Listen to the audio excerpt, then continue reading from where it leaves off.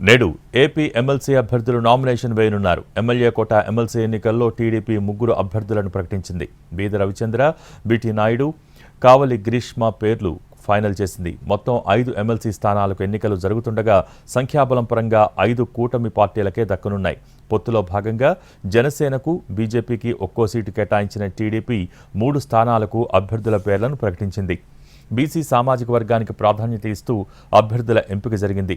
దాదాపు 30 మంది వరకు సీటు ఆశించినప్పటికీ సామాజిక రాజకీయ సమీకరణాలు అన్ని బేరీజు వేసుకుని బీద రవిచంద్ర, బీటీ నాయుడు, కావలి గ్రీష్మ పేర్లను ఫైనల్ చేసింది.